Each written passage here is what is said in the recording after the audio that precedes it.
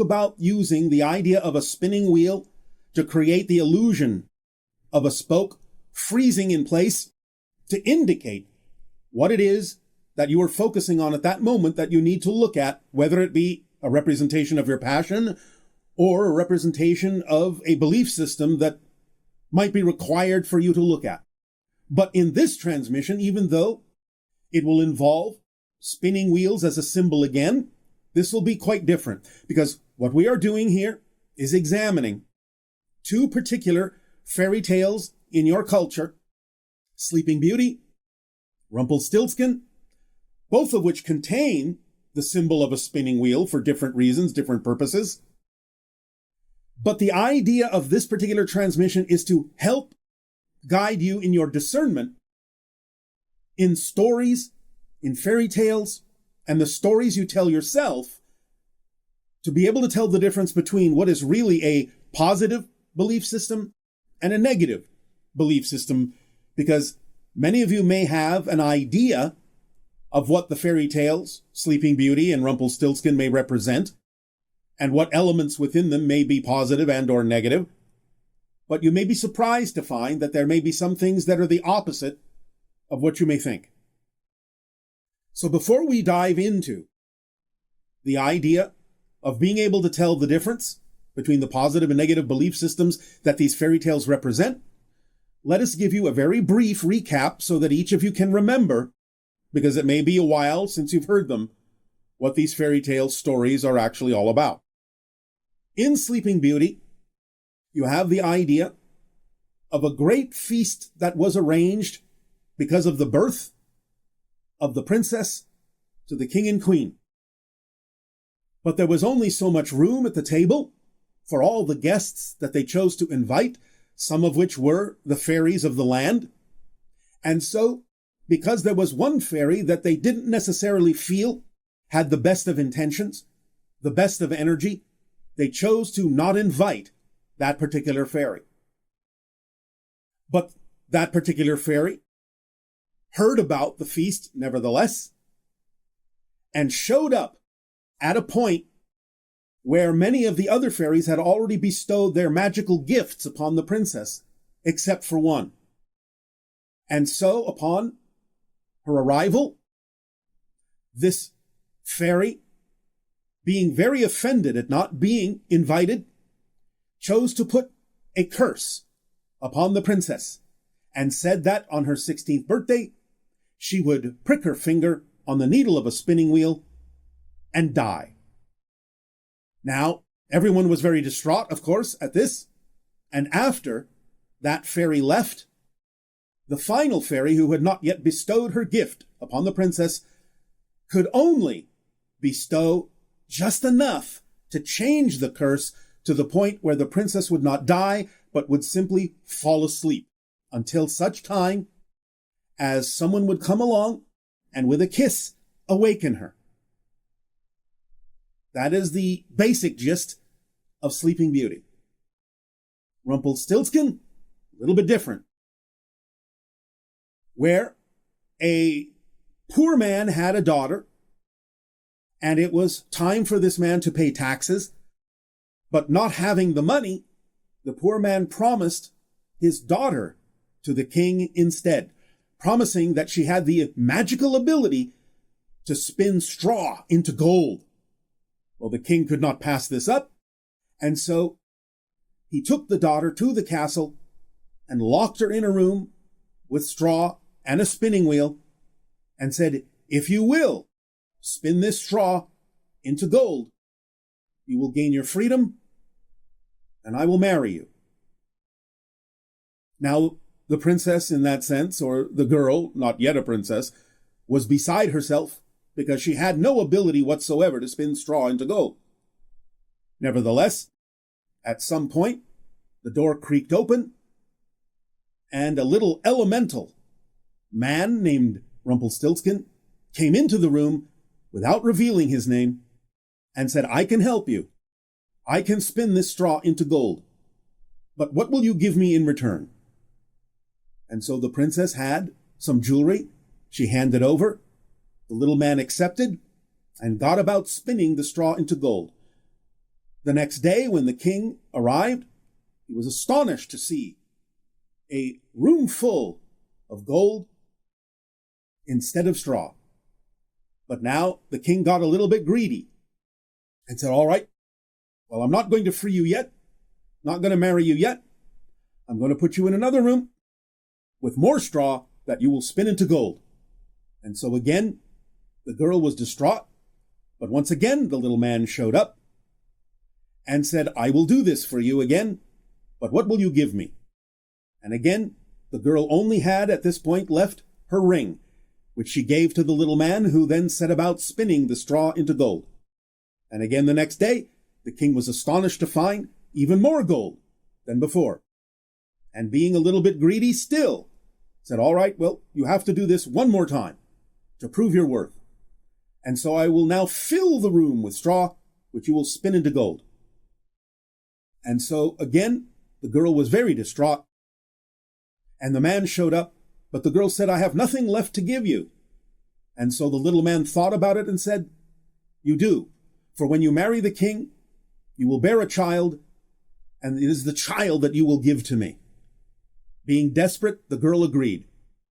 And so the little man spun all of the straw in the room into gold, and the next day the king showed up and was absolutely amazed at a room full of gold, and on the spot freed the girl and promised that he would marry, and so they did. And as time went by, the girl had a child that she loved dearly. And one day, once again, the little man showed up and said, it is time to honor our agreement. You must give me your firstborn child. Now, the girl had grown very, very fond of this child and did not want to do that. The little man insisted, you must. It is our agreement. And so he said, I will go away and come back, but at that time, you must say goodbye to your child, for I will take it. Now the girl thought about what to do and thought and thought and thought.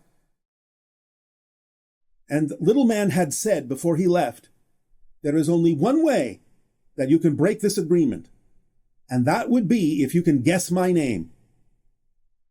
And so the girl thought and thought and thought of all the names she could think of, and had many different servants go throughout the land and collect all the names she could think of. And she looked at the list and thought, none of these seemed to be the kind of name that this little man would have, this elemental being, this elemental spirit. I am at a loss.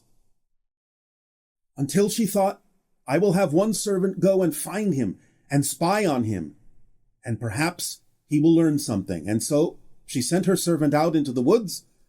Eventually, the servant was able to track down the little man, who was dancing in a glade and singing a song in which he revealed his name to be Rumpelstiltskin. And so he went back to the queen and said, this is his name. And so when the little man showed up again, he said, have you guessed my name? And she said, is it this and is it that? Toying with him, for she knew his name. And he said, no, no, you owe me the child. And finally she said, is it Rumpelstiltskin? And in a fit of rage, the little man disappeared, for she had guessed his name and broken the vow, and was able to keep the child and live happily ever after. Now, in these two stories, there are many different kinds of things that here and there may be positive and negative on their own.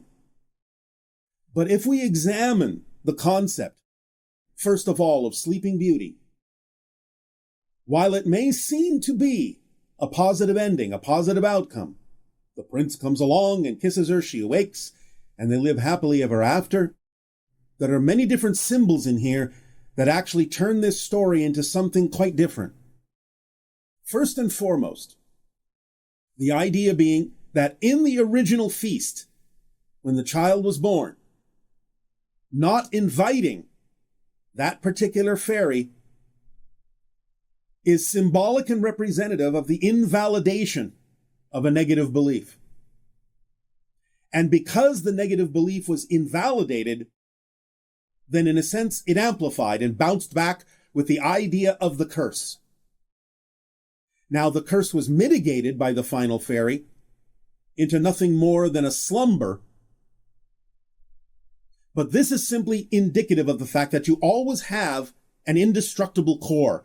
And no matter how many fear-based or negative beliefs that you may invalidate within you or give energy to, you will always have the ability to mitigate them, to soften them out by remembering that they are just beliefs. And they have no real ultimate power until such time as you decide that they do. And so when Sleeping Beauty found the spinning wheel, regardless of the fact that they had tried to destroy all the spinning wheels in the kingdom, she found one hidden away, pricked her finger, and fell into a long slumber. And in fact, in the story, everyone in the kingdom fell asleep for 100 years. Until such time as 100 years later, with no one aging while they slept, a prince came along, kissed her, woke her up, and she lived happily ever after. However, the symbology here is the symbology of victimhood, succumbing to the idea that you have no power to be able to really defeat this other than the flow of creation and synchronicity, which, as we have said, slightly bends in the direction of positive energy rather than negative, because the balance point between positive and negative, the neutral balance point, still offers you the ability to choose. And if there is nothing else that you do, because the universe then, creation then is slightly more positive than negative, you will simply start to drift toward the positive. And this is what has happened in this story, is that as she slumbered, there was no actions taken, nothing that could be done until such time, 100 years later, that the flow of creation and synchronicity finally attracted the prince, who then allowed her to awake.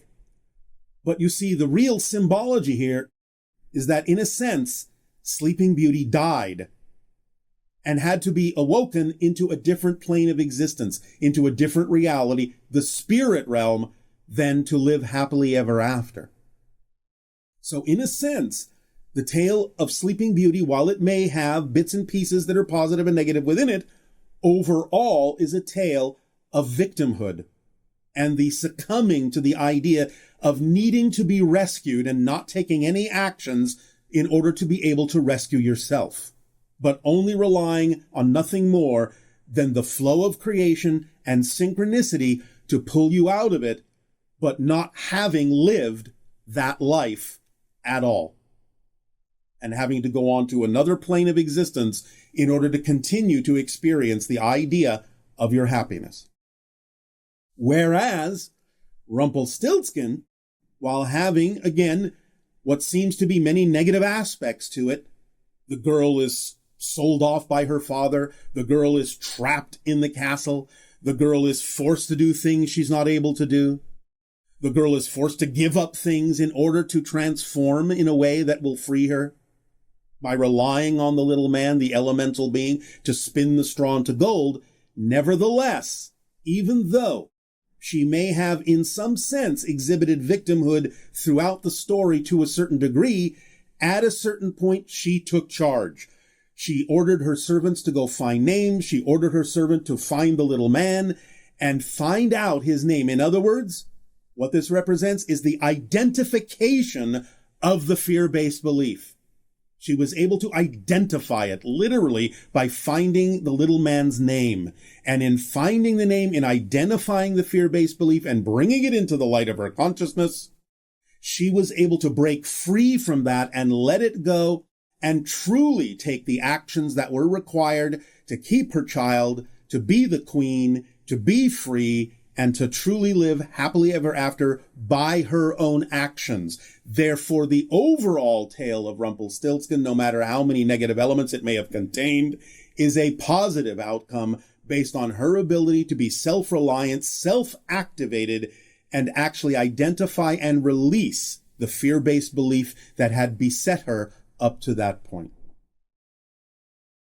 So within these kinds of stories, and within the stories you may tell yourselves about who you are, what you believe to be true about yourselves in life, while sometimes you may think certain things represent a positive idea, they may actually represent a negative one in the sense of feeling like you must be rescued and you can't do it yourself. That is disempowerment.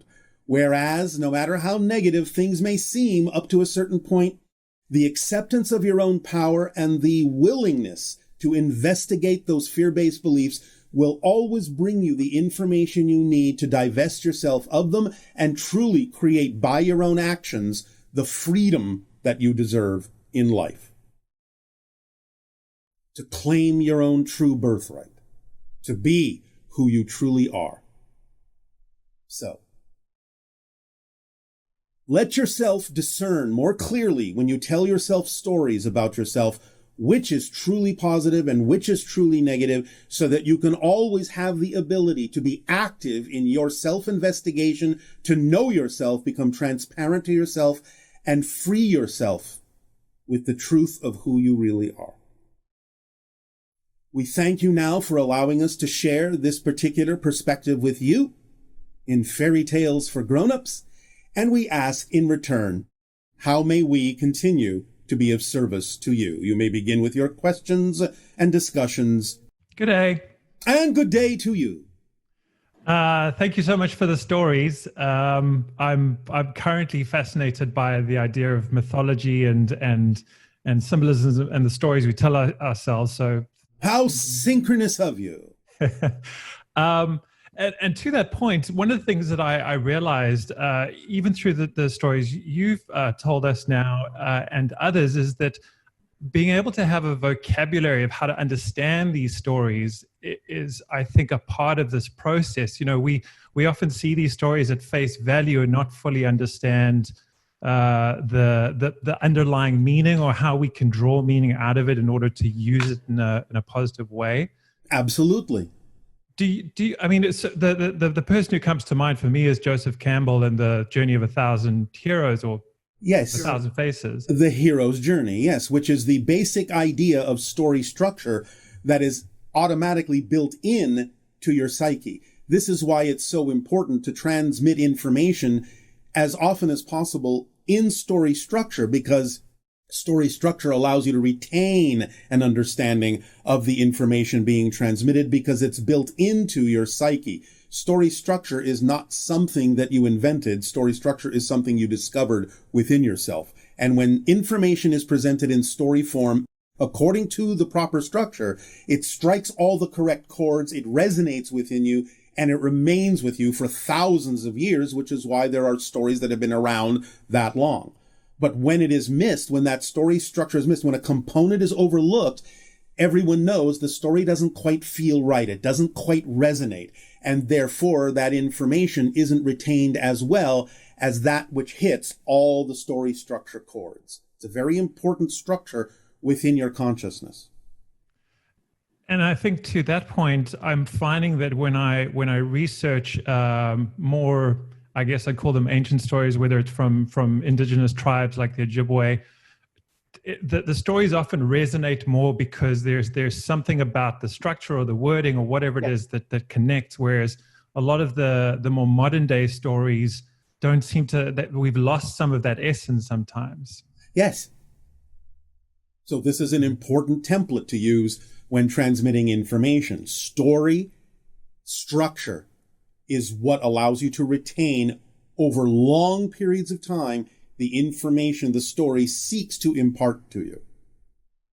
And then the other part of this is that the stories we tell ourselves, I think there needs to be a certain level of awareness that sometimes we're not even aware of the stories we're telling ourselves. Yes. And until we've discovered that, we can't change them.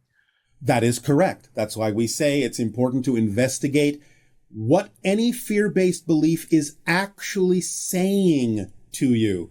Because when you actually bring it into the light of your consciousness, what the fear-based belief is actually telling you, you will see that it makes no sense. You will see that it is using story structure to get you to resonate to what it's saying, but you will also at the same time recognize when you bring what it's saying into the light of your consciousness that a lot of the information it is transmitting using story structure is actually false. Okay. but you have to identify it. This was the point in the story of Rumpelstiltskin. You have to identify what the fear-based belief actually is saying to you, what it actually is, in order for you to realize that what it's telling you, even though it's using story structure to reinforce it, you have to really hear what it's saying so you can realize that what it's telling you is false about you. Which has just reminded me of something that what I've discovered recently is that sometimes my emotions and my thoughts are getting in the way of me getting to what the belief is, because the thoughts are creating a story. But that's what the belief does. You see, belief comes first and it generates emotions, thoughts, behaviors, and experiences in that order. And so what it's doing, because physical reality isn't real on its own, it actually has to be reinforced by a belief system, positive or negative, to allow you to perceive physical reality as if it's solid, as if it's really a place that you're in, which it's not. It's just a projection of consciousness. So the tools that beliefs use are the generation of emotion, so it feels real, what they're telling you, and thoughts, so that you think about it and reinforce the reality and make it sound factual, and behaviors, so that when you then behave as you feel and think, you get the reflective experience back that reinforces the idea of what the belief system, whether positive or negative, is actually telling you. That's why you have to be able to see and discern clearly what the belief is telling you in order to change the belief, because all beliefs have to use the emotions, thoughts, and behaviors and experiences to reinforce themselves in order to make it seem as if you're actually in a real reality, which you're not. Thank you. Does that help? It does help a lot. Thank you. Yes. The belief is the blueprint of your reality experience. The emotions are the builders. The thoughts are the building materials. The behaviors are the way in which the builders assemble the reality. And of course, the experience is the reflection of living in that building that they built. But if there's something off kilter, you always have to trace that back to the blueprint to see what is out of alignment in the blueprint, and then change that so that the builders and the building materials and the style of building are all in alignment with the kind of house that you prefer to live in as an experience. Always go back to the blueprint. Always go back to the belief. When you have experiences you don't prefer, behaviors you don't prefer, thoughts you don't prefer, emotions you don't prefer, own them, because you're choosing to create them by buying into a certain belief. But you can also know that you can trace them all back to something you must believe is true in order to be having those emotions, those thoughts, and those behaviors in that experience, because they don't exist in a vacuum on their own. There has to be something you believe to be true first before you can feel, think, or behave in any way, shape, or form, or have any kind of a reflective experience.